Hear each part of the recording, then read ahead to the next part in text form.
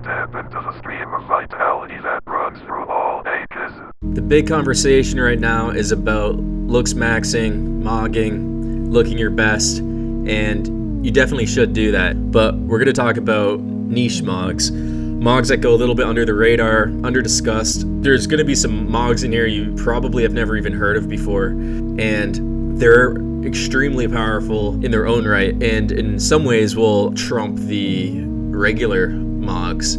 So that's what we're here to talk about today. 10 niche mogs explained. Let's go.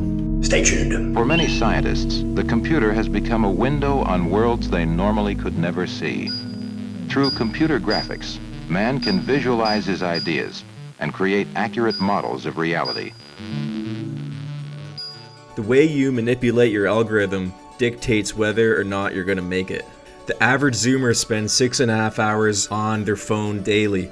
That ends up being about half of your waking life throughout the whole year. And the way the screens work now is, for the most part, you're not even choosing the content you watch anymore. It's just clip campaigns from people funding millions of dollars to get you to see what they want you to see. So if you're the kind of guy that's curating your algorithm rather than have it curate you, you are in a different league of humanity, and you are psychologically and spiritually mogging almost everyone. You're outside of the normie collective conscious, and you're actually directing with your own free will where and how your mind develops.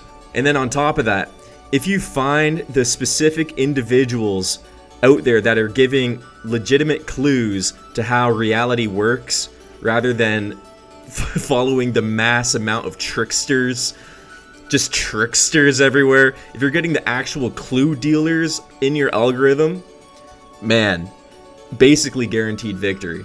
Because you're operating on a level of truth rather than just having these tricks swindle you every turn. So if you can lock in your algo into a good configuration, you're pretty much set. You're not following the normie trends. You're not following the supposed alt stuff.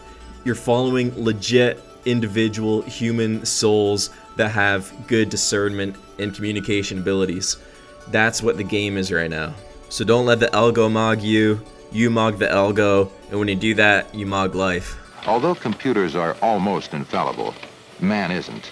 And a program error can lead to anything from a billing mistake to a rocket blowing up. Tive uma vida muito boa, mas tudo isso que eu consegui foi através de dedicação, perseverança.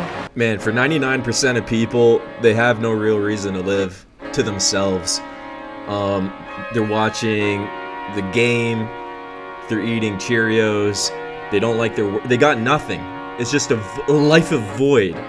Not to go so dark, but it's over for them again. But if you got some sort of a purpose, then that redeems everything. You got two guys, they're both drinking a glass of water. The guy who drinks the glass of water that has a purpose, Mogs. He does it better. He has a reason to drink the glass of water. It also just gives you stories and personality and reasons to do unique things and to learn unique things. It's the juice of life. And in such a non-passionate era that we live in right now, it's so dead. It's been dead for 6 years, by the way. It's so important that you're at least one of the guys that has a mission that they're obsessed with, that is why they exist. And also, by the way, the heroic mission is not something you choose, it's something that chooses you. Jetzt zocke ich Fortnite und trink Cola!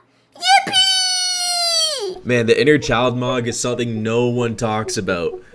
Having your inner child integrated or loved or cared for, all this sort of thing, is one of the most crazy ways to mog. There's a lot of different ways how this can express itself, but one of them is just if you're able to be silly.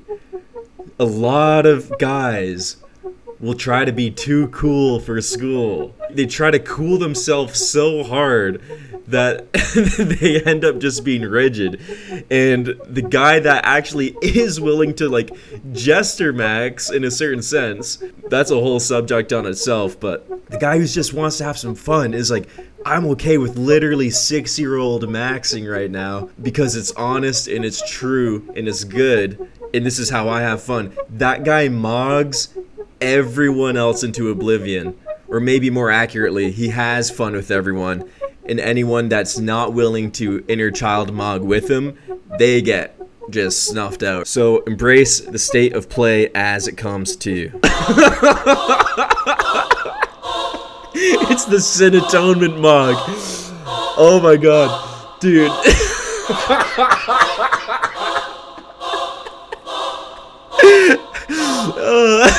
The background music for this and the concept of mogging from your Sin Atonement is so funny, man. Oh god. Okay. So the Sin Atonement Mog, man. Whew. Okay, I gotta 1 second. Okay, I changed the background music. Here we go. This is what we want. Okay, this one is pretty self-explanatory. If you have a clear conscience, you're going to move and operate better socially. That's just how it is. People will just like you more. So atone for your sins and Mog. On to the next. Come with me and you'll be in a world of pure imagination. The Wonka Mog is easily one of the best on this list. The Wonka Mogger is the most charismatic person in any room, and no one really knows how to categorize him. He's just completely operating on his own frequency. He's eccentric, he's magnetic, he's unpredictable, he's just different. He doesn't follow the social scripts. He writes his own, and he's just an absolute iconoclast. There's research by a guy named Edwin Hollander that shows that once you've built enough social capital, deviating from the norms actually increases your status rather than reducing it. And the Wonka Mog has that built into it. Your quirks aren't your weaknesses, they're your brand. You make the world more interesting just by existing in it. People see that you're a bright soul, and everyone wants more of it. And to say a little more, I imagine the modern Wonka Mogger to live in a giant mansion, super rich, and he has house parties, and no one really totally gets what he does or who he is, but he knows everybody, and he's super well connected, and he just lives in this different, whimsical, eccentric, magic life that is beyond the imagination of almost everybody. Crazy. Embodying the Wonka Mog is extremely Nietzschean and Ubermenschian. That's the blueprint, but the paradox is there is no blueprint for the Wonka Mog.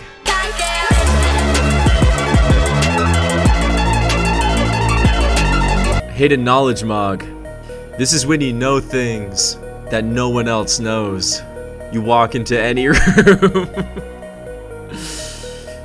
and you're that guy in the corner of the party thinking to yourself, they don't know what I know. And they probably don't. they actually probably don't. And this does actually provide a certain level of confidence to hidden knowledge mog other people. And that's not to say that you start trying to like drop truth nukes left, right, and center. You don't even need to. It's just this quiet confidence. And you might not even know anything, but just the mere fact that you feel like you know something mogs other people, because they don't have that. That's the power of the hidden knowledge mog. Angela Duckworth spent years studying what separates elite performers from everyone else. And it wasn't talent, wasn't IQ, it was grit. It was grit. Grit mogging is just being able to suffer more than everyone else. You can do it casually, it can be dramatic, it almost doesn't even matter. What matters is the sheer amount of pain that you can take and the willpower that you have that lets you get through it. And the thing about grit is that it comes from this deep, earthy, emotional realm that you can't fake. It's the deepest, purest conviction I mean, you could say Jesus was the ultimate gritmonger, but there have been many heroic feats that have been achieved through pure grit.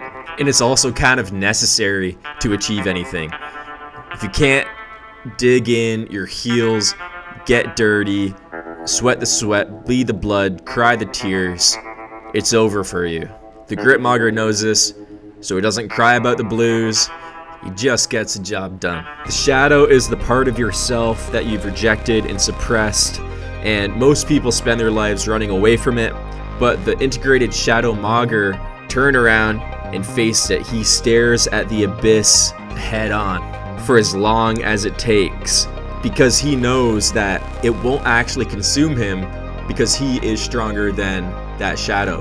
The shadow stops being something that you run away from, and it ends up just being another tool in your toolkit. Those who don't integrate their shadows will never see the light. Despite the glory and pleasures of royalty, he answered an inner call to sever worldly attachments and undergo extreme trials until he became Buddha, the enlightened one. The chakra system is essentially a map of human consciousness layered onto the body. There's root, which relates to survival and groundedness. Again, think gritmog. Sacral, creativity and sexual energy. Solar plexus, personal will and agency. Heart, throat, third eye, crown. Each ascending levels corresponds to a higher order of psychological and spiritual function. What's interesting is that modern science is arriving at the same territory from a different direction. Polyvagal theory, somatic trauma work, and others are all pointing to what this system encoded thousands of years ago.